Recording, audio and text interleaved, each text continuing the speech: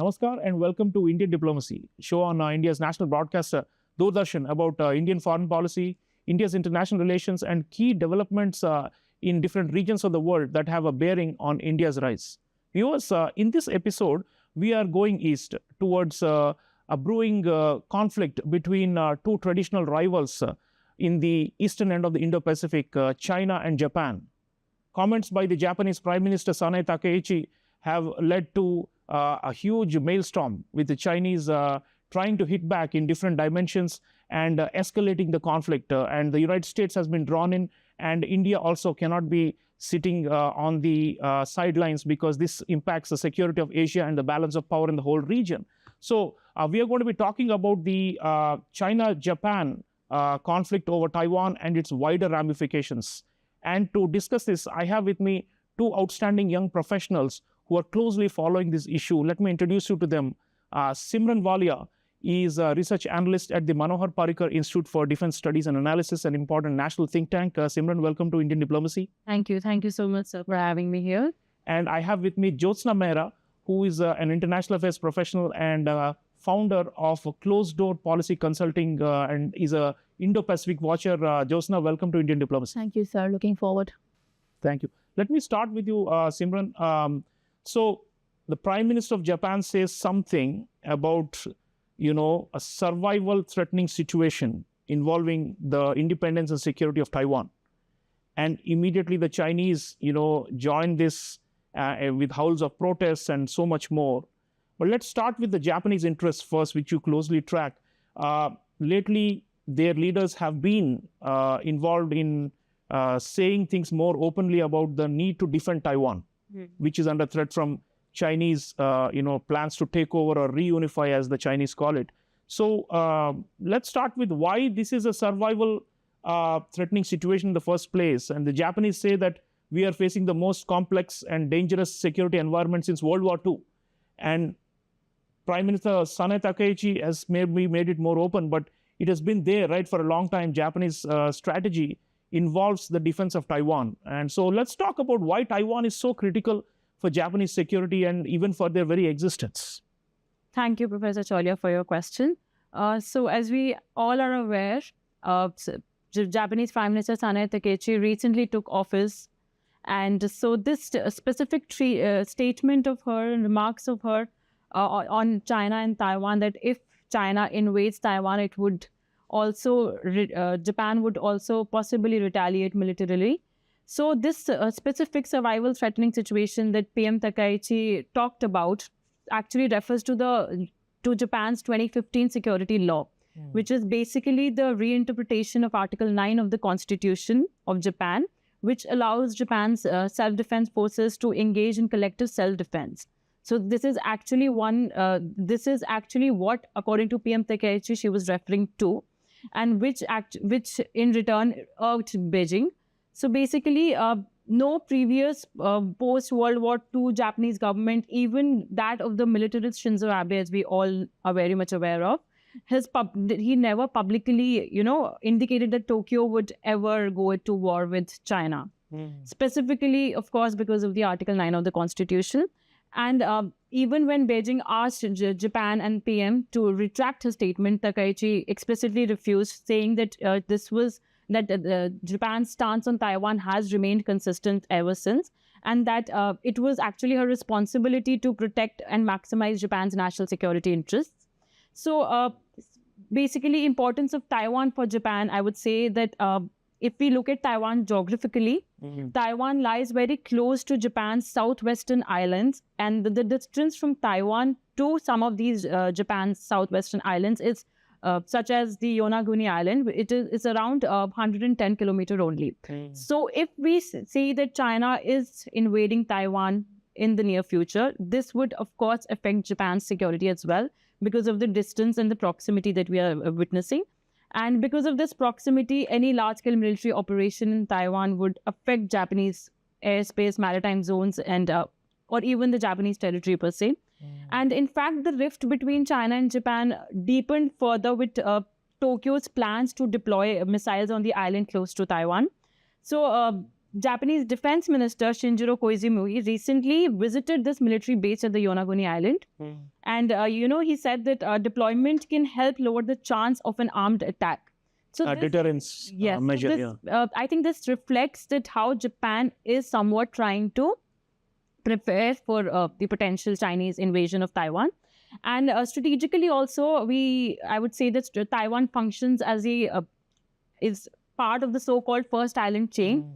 And so control over Taiwan would give a state, and here I'm referring to China, of course, the domination to, ability to dominate a choke point that constrains access to the Pacific, which would threaten Japan's sea lanes of communication.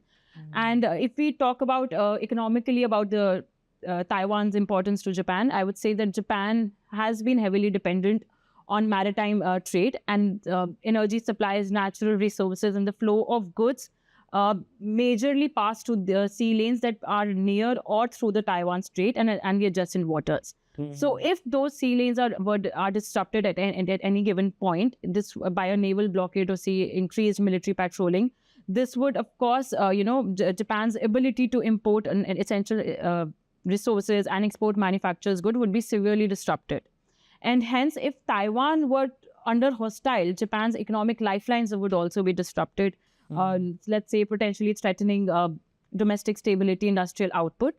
Also, importantly, 80% of Japan's maritime commercial trade passes via the Taiwan Strait. Also, Japan has been majorly of the view, as you also mentioned, that Japan is seeing the strategic threats. And even in Japan's recently revised national security strategy in December 2022, we saw that Japan clearly and explicitly mentioned China as a strategic threat. This is also one of the reasons why Japan is trying to build its defense build-up. And the new Prime Minister Takaichi sort of mentioned that she would be aiming to increase the defense spending also by 2% by, in fact, 2026, which was earlier aimed at 2027.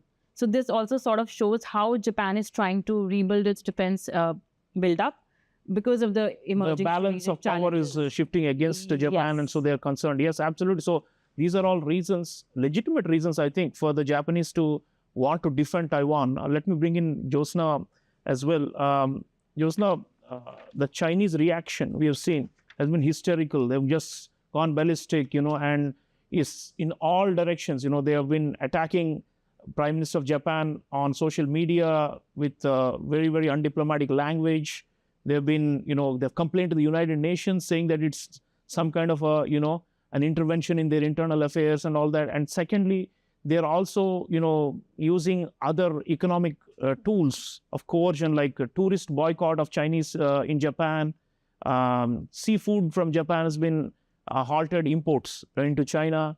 And they're trying to basically, impose their version of the regional geography and the regional history on all the neighbors, right? So the question is, why is China being so oversensitive or touchy, and what is their intent in escalating this so much? Do they have plans to invade Taiwan? And do you think these kind of interventions by Japan may be throwing a spanner in the wheels for the Chinese? Thank you, Professor Chaulia. As you rightly said, that Chinese reaction has been hysterical, especially if you have a look at what Prime Minister Takaichi actually said.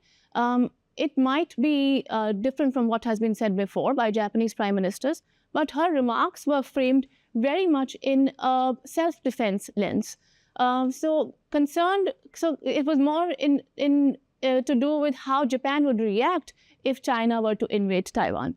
And in response to that, China has appealed to the UN, and it's appealed to an obsolete enemy clause in the UN, which no longer applies, which is to do with how permanent founding members of the UN Security Council could, in fact, take action against the former three Axis powers, Japan, Germany, and Italy. So they've appealed to an obsolete law, and they know that it's an obsolete law. At the same time, like you said, they've put restrictions on Japanese seafood, and there have been flight cancellations. There are disruptions to tourism, film industry, and so on and so forth. And in fact, yes, like you said, senior Chinese diplomats stationed in Japan have issued violent threats against Prime Minister Takaichi. if one It's were like to think wolf about it, warrior at a more amplified exactly. level. Yeah. And one would think that why would China do this at a time when China is in fact resetting its ties with many of these regional countries, and why would it go out of its way to ruffle these feathers? One reason for that would exactly be that China thinks that it's bolstered and it has more confidence now because President Trump is seeking a deal with the Chinese, which makes them want to ruffle these feathers. But in addition, there is also this view about Prime Minister Takeshi that she is a China hawk. So they are possibly testing how much of a hawk is she really? And what is she actually going to do beyond rhetoric? So this is to give her a signal that there will be consequences if you touch the core of our core interest, which is Taiwan. And that's what China is doing here. Having said all this is not the first time China has reacted in such a hysterical manner. If we remember the pandemic, China reacted quite similarly with Australia, when Australia ordered a probe into the origins of the Wuhan virus. Correct. And also they've reacted in the past by imposing sort of tourism bans against South Korea when they deployed THAAD missiles. So this is not extraordinary in that lens, but China is trying to signal that Taiwan is our core interest, and no matter how much of a hawk you are, we're going to test what you're actually going to do. Yeah, so whether China is provoked or whether they're provoking, I mean, it's like a, matter of interpretation, but quite clearly, as Jyotsna, you are saying there is a kind of a trend or a pattern to China trying to impose their will and trying to make everybody else kowtow to their, diktats. And we're clearly seeing that in this episode as well. And that is, of course, linked to their territorial expansion and ambition and the hegemonic intent, which is a matter of major concern. Coming back to Simran, both Sanai Takaichi and President Xi Jinping, both of them engaged with President Donald Trump of the US after this flare-up. And it's interesting that Trump first spoke to Xi Jinping and then to Sanai Takaichi. And the American role obviously cannot be, left out of this discussion, because the basic grudge of China has always been, for decades, is that Japan is a part of the US alliance, right? And Japan stations American forces and troops and power projection, and that Japan is acting to contain China as a pawn of the US, isn't it? That's how the Chinese view this whole situation. So what is the US role here? I mean, some are arguing that actually Trump may have even asked Prime Minister of Japan to lower the tensions and to not escalate because he has a trade deal going on with the Chinese. On the other hand, US-Japan alliance remains strong on the ground, in the waters. They're continuing to invest in upgrading US military presence and the joint naval cooperation and all those things, right? So what is the crux of this US-Japan alliance right now, the way you see it and the way Trump has responded? Okay, so the fact that President Donald Trump made a call to first President Xi Jinping and then Prime Minister Takaichi itself tells a lot, I think. So basically, what I personally feel is that President Donald Trump, I think, is trying to reaffirm its alliance commitments in a way through US-Japan alliance, and also at the same time trying to maintain a careful balancing act with China. So, of course, as we all are very much aware of the fact that China and Japan are having tensions since a long time due to the island disputes and all of that. But so that is one reason why President Donald Trump is trying to maintain a balancing act with China.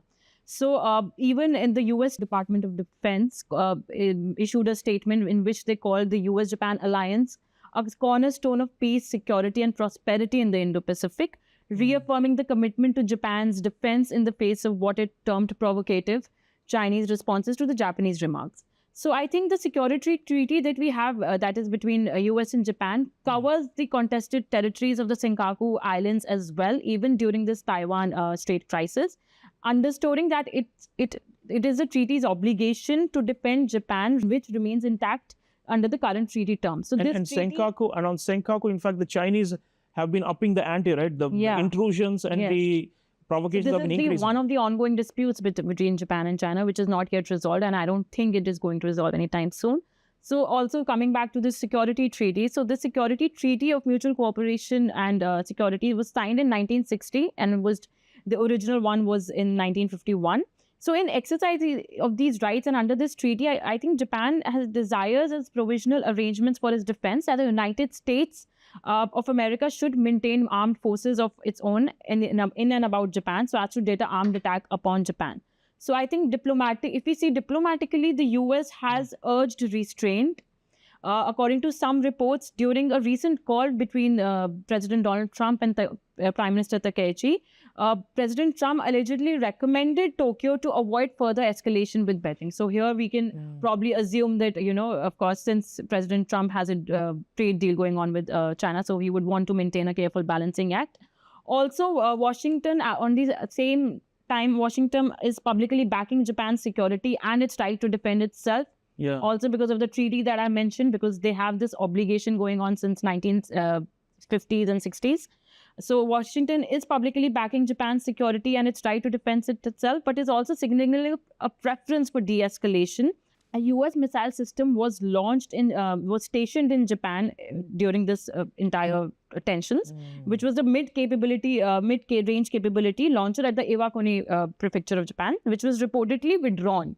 So this also possibly suggests that the US is also avoiding any provocative military postures that might trigger a broader confrontation. Interesting. So the alliance remains strong, but at the same time, the US seems worried that they don't want to get dragged into a conflict on behalf of their ally, which is Japan. Yeah. Yeah. So, I mean, you can call it mixed messaging or even dual type of signaling out there. But that ambiguity, great powers always play those, even though they have a tight alliance with Japan and China is supposed to be their major competitor, they still try to maintain that. But let's, see if there is more clarity out of this, muddled kind of messaging that we are seeing. But coming back to you, Jyotsna, Taiwan, then we mentioned the Senkaku, there's a Paracel and the Spratly Islands, which China is claiming against Vietnam and the Philippines, and they are escalating military pressure on the smaller neighbors. Yeah. So in that context, I mean, what is the US role there? I mean, one view, and which we already mentioned, is that Trump is possibly going to be softer on China because he wants them to buy more soybean and, farm produce. And he's saying that whoever is good to American farmers is good to me. So that element of the Trump has caused some jitters, it seems, in the region. So in this episode of over Taiwan, the China-Japan spat, what are you seeing in terms of the US signaling? Already there's some confusion there, but your reading of the American motivations and even their commitment to come to the rescue if Taiwan is actually attacked, or if Japan is attacked. Yeah, I think there are no black and white answers here, at least for the moment. What we have here is, yes, you have President Trump, who doesn't have exactly a very traditional way of looking at the region. But then the US Trump administration is much bigger than President Trump himself. There are a lot of domain experts like Elbridge Colby and other people in the administration who are doing the everyday grueling work in keeping the alliance structure safe and stable. If you look at this episode itself, just during these tensions, the US finalized the first arms deal for Taiwan during tensions between Japan and China, something to the tune of $1 billion. And if you remember when President Xi and President Trump met during the APEC summit, President Trump was conspicuously quiet on Taiwan.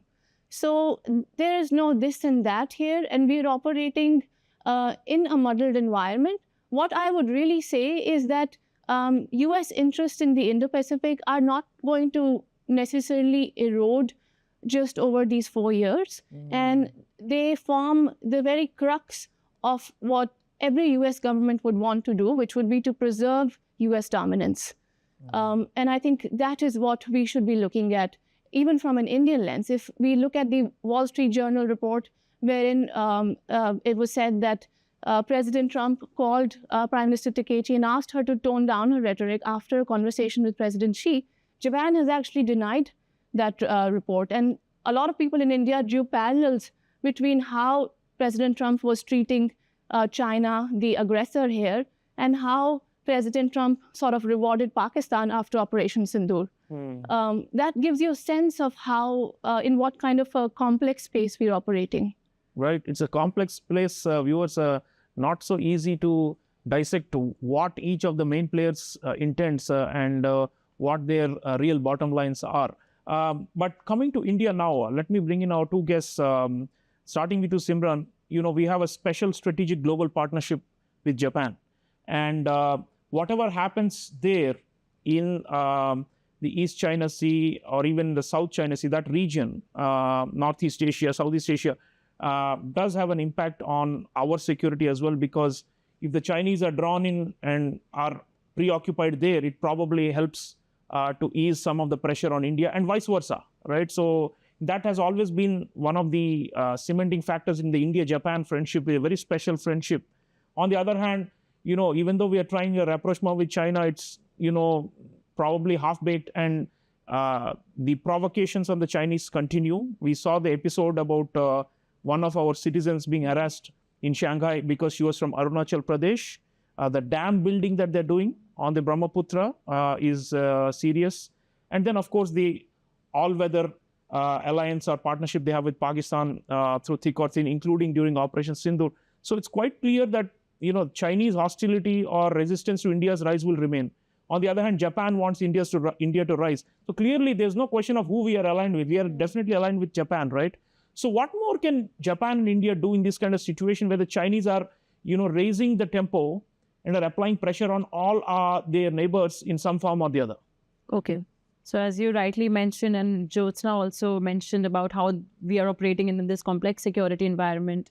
And with this recent citizens case that we saw in Shanghai, I don't feel that India-China ties are going to improve anytime soon. And this entire special strategic and global partnership between India and Japan has been deepening ever since it was established in 2014 under Prime Minister Shinzo Abe and Prime Minister Narendra Modi.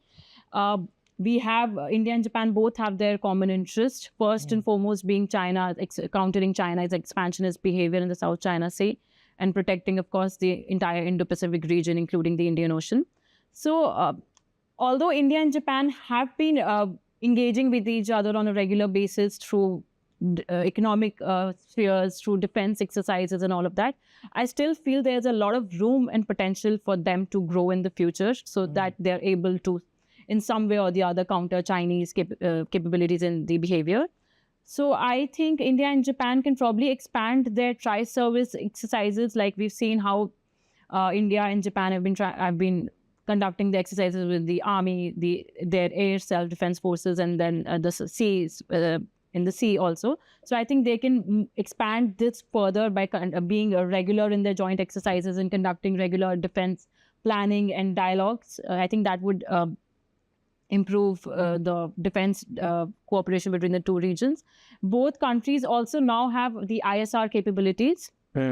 So I think both they can... Intelligence, surveillance, and reconnaissance. Yeah.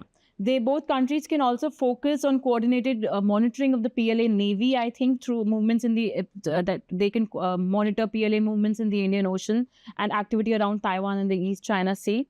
Also, if we look at the maritime security collaboration, I think both countries can cooperate more on the maritime coordination through coordinated patrols in the maritime domain awareness, the MDA sharing, and the joint protection of the critical sea lanes that I earlier mentioned, how it may get disrupted if China invades Taiwan. Also, during the COVID in 2021, we had this supply chain resilience initiative, which was between India, Australia, and Japan, which was a sort of trilateral cooperation. So I think this should be bolstered further, because if at all China invades Taiwan, we will experience the supply chain disruptions and all of that. So I think we know that Japan is trying to diversify out of China. So I think here also Japan and India can cooperate. We can increase investments through, like we can Japanese companies can sort of invest in India, which they were planning to. That's the only way, that's the only message we can give to the Chinese. Jyotsna, your thoughts on India, Japan, and in the context of this China-Japan friction? Yeah, I think we have to understand that this is the time for middle powers to come together and do more substantive work, because our region is experiencing greater major conflict risk. And especially because the administration in Washington is quite fickle about its commitments to the region, which means that countries like India and Japan, India and Australia, India, Philippines have to come and do more. Defense and security definitely is something which has to be strengthened.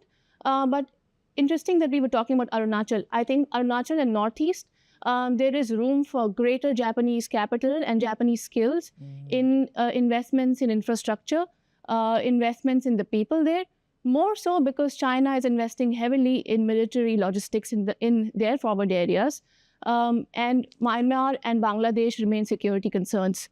So Northeast is definitely one area. And as China weaponizes visas, passports, and cartography, I think there is a need for India to have a look to revisit the Tibet issue. And perhaps here we could coordinate our view of that issue with Japan. Because unlike Western countries, Japan perhaps also looks at Tibet like we do from a more civilizational, cultural lens. Spiritual, yeah, so, shared Buddhist values and all that. I think that is an untapped issue, which probably controversial, but definitely worth looking at. And Japan has promised over the next 10 years to invest something in the tune of between $65 to $70 billion in India across AI and semiconductors, clean energy. So I think that we have to look at this relationship, and we're already doing that. Not just from a defense and security perspective, but from the larger comprehensive national power perspective. Absolutely. Viewers, this conversation has revealed that the China-Japan conflict is not just a bilateral affair, and it involves the interests of most of the regional players. And of course, even the United States is involved as a resident power of the Pacific. But for India also it matters because the trends and the balance of power in that part of the Indo-Pacific will have a direct bearing on the western side of the Indo-Pacific, which is the Indian Ocean region. For us to protect our interests, our sphere of influence, we will need to think out of the box and expand the Japan-India special strategic and global partnership. So let me thank our two guests, Simran Walia and Jyotsna Mehra, for sharing valuable insights about a complex situation unfolding out there on the eastern end of the Indo-Pacific, and for showing the connections with India's own national interests. So thank you so much for being here. Thank you, sir. Thank you. Thank you so much, sir. Viewers, China versus Japan, you can talk about it as a civilizational conflict going back to centuries or millennia, or a more recent one. But the fact is, they share a long history of suspicion and of conflict and disputes going back in time. And now we are seeing an aggravated version of it over Taiwan, whose very existence is under threat due to Chinese push for quote-unquote reunification. So Japan has made it clear, crystal clear actually, more than anybody else, that they will fight to defend Taiwan because Japan's existence depends on it. The question is, what will everybody else do? What will the United States do? And even more interestingly, what can India do? Although we are not as close geographically to the theater of this current contention, what will India do if Taiwan is attacked? And we all need to think about it, because the Chinese designs do not give us much room to feel very hopeful about a peaceful coexistence in the region. Thank you for watching. I'll see you again next time. Until then, take care.